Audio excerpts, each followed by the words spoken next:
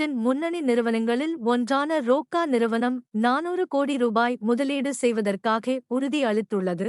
அதன்படி, ஈரோடு மாவட்டம் பெருந்துறையில் புதிய குழாய்கள் மற்றும் இணைப்புகளை உற்பத்தி செய்யும் புதிய தொழிற்சாலையை நிறுவிடவும், ராணிப்பேட்டையிலும் பெருந்துறையிலும் தற்போது செயல்பட்டு வரும் தொழிற்சாலைகளை விரிவாக்கம் செய்யவும் ரோக்கா நிறுவனம் முன்வந்துள்ளது. இதனால் 200 நபர்களுக்கு புதிய வேலைவாய்ப்புகள் உருவாகும். உலகளாவிய ஊழல் போக்குக் குறியீட்டின் குளோபல் கரப்ஷன் பர்செப்ஷன் இண்டெக்ஸ் 2023 ஆண்டுக்கான தரவரிசைப் பட்டியலை டிரான்ஸ்பரன்சி இன்டர்நேஷனல் அமைப்பு வெளியிட்டுள்ளது.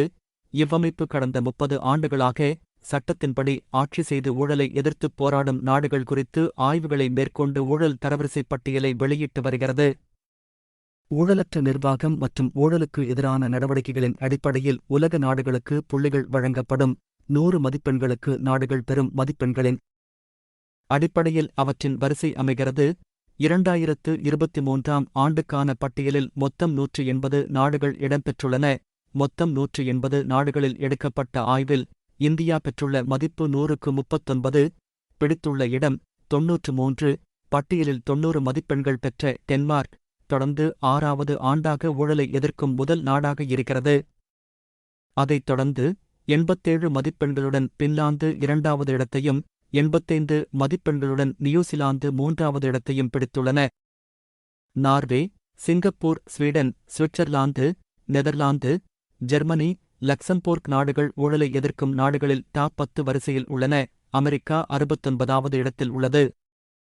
கொங்கு மண்டலத்திலுள்ள 7 சிவஸ்தலங்களில் முதன்மை பெற்றதும் முதலை விழுங்கிய சிறுவனை சுந்தரர் நாயனார் தேவார பதிகம் பாடி உயிருடன் மீண்டும் உயிர்ப்பித்து எழச் செய்த திருத்தலமாகவும் பிரசித்தி பெற்று விளங்குகிறது கருணாம்பிகையம்மன் உடலமர் அவிநாசிலிங்கேஸ்வரர் கோயில். இக்கோயிலின் குடமுழுக்கு விழா கடந்த வாரம் 24ஆம் தேதி கணபதி ஹோமத்துடன் தொடங்கியது. இதைத் தொடர்ந்து முக்கிய நிகழ்வாக 2ஆம் தேதி காலை குடமுழுக்கு விழா நடைபெறுகிறது. அன்றைய தினம் மாலை 6 மணிக்கு சுவாமி திருக்கல்யாணம் நடைபெறும். உத்தரப்பிரதேச தலைநகர் லக்னோவில் இருந்து அயோத்திக்கு பாத யாத்திரையாக வந்து 350 இஸ்லாமியர்கள் வழிபாடு மேற்கொண்டனர். RSS அமைப்பின் பின்னணியில் இயங்கும் முஸ்லிம் ராஷ்டிரிய மஞ்ச் அமைப்பைச் சேர்ந்த இந்த இஸ்லாமியர்கள் கடந்த 25ஆம் தேதி லக்னோவில் இருந்து தங்கள் பாத யாத்திரையை தொடங்கியுள்ளனர். 150 கிலோமீட்டர் தொலைவை கடும் குளிருக்கு மத்தியில் 6 நாட்களில் கடந்து அயோத்தியில் புதிதாக கட்டப்பட்டுள்ள கோவிலில் உள்ள குழந்தை ராமரை தரிசித்துள்ளனர். கேலோ இந்திய இளைஞர் விளையாட்டு நிறைவடைந்துள்ளது. இதில் ஒட்டுமொத்தமாக 98 பதக்கங்களை வென்ற தமிழகம் 2வது இடம் பிடித்து அசத்தியுள்ளது. முதல் முறையாக கேலோ இந்தியாவில் இந்த சாதனையை தமிழகம் படைத்துள்ளது. 6வது கேலோ இந்தியா இளைஞர் விளையாட்டுப் போட்டி சென்னை, திருச்சி, மதுரை, கோவை ஆகிய 4 மாவட்டங்களில் நடைபெற்றது. கடந்த மாதம் ஜனவரி 19ஆம் தேதி முதல் 31ஆம் தேதி வரையில் நடைபெற்றது. பல்வேறு வகையிலான விளையாட்டு பிரிவுகளில் இந்திய மாநிலங்களைச் சேர்ந்த வீரர்கள், வீராங்கனைகள் கலந்து கொண்டனர். இதில் தமிழகம் 38 தங்கம், 21 வெள்ளி மற்றும் 39 வெண்கலம் என மொத்தமாக 98 பதக்கங்களை வென்று 2ஆம் இடம் பிடித்தது. முதல் இடத்தை மகாராஷ்டிராவும் 3ஆம் இடத்தை ஹரியானாவும் பிடித்துள்ளன. மலேசியாவின் புதிய மன்னராக இப்ராஹிம் இஸ்கந்தார் வயது 65 நேற்று பொறுப்பேற்றார். மலேசியாவில் 13 மாகாணங்கள் உள்ளன. இவற்றில் 9 மாகாணங்களில் அரச குடும்பங்கள் உள்ளன. இந்த அரச குடும்பங்களில் இருந்து 5 ஆண்டுகளுக்கு ஒருமுறை சுழற்சி முறையில் மலேசியாவுக்கான மன்னர் தேர்ந்தெடுக்கப்படுகின்றனர்.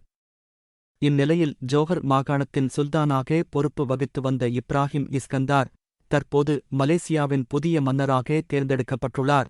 மலேசிய தலைநகர் கோலாலம்பூரில் நேற்று அவருக்கு முடிசூட்டு விழா பிரம்மாண்டமாக நடைபெற்றது. மலேசியாவின் மிகப்பெரிய செல்வந்தர்களில் ஒருவராக இப்ராஹிம் இஸ்கந்தார் திகழ்கிறார். அவரது அதிகாரப்பூர்வ சொத்து மதிப்பு $5.7 பில்லியன் ஆகும். ஆனால் அவரது உண்மையான சொத்து மதிப்பு இதைவிட பல மடங்கு அதிகமாக இருக்கும் என்று கூறப்படுகிறது. உலகிலேயே சுழற்சி முறையில் மன்னரை தேர்ந்தெடுக்கும் நடைமுறை மலேசியாவில் மட்டுமே உள்ளது. நாட்டின் நிர்வாக அதிகாரம் பிரதமர் மற்றும் நாடாளுமன்றம் வசமே இருக்கும். மதம் மற்றும் பண்பாட்டை பாதுகாக்கும் பொறுப்பு மன்னர் வசம் இருக்கும். இன்று 22 கேரட் தங்கம் விலை கிராமிற்கு 30 ரூபாய் அதிகரித்து 1 கிராம் தங்கம் 5880 ரூபாயாகவும் 8 கிராம் தங்கம் 47,040 ரூபாயாகவும் விற்கப்படுகின்றது. இன்று வெள்ளி விலை கிராமிற்கு 20 பைசா குறைந்து 1 கிராம் வெள்ளி 77 ரூபாய் 80 பைசாவாக விற்கப்படுகின்றது.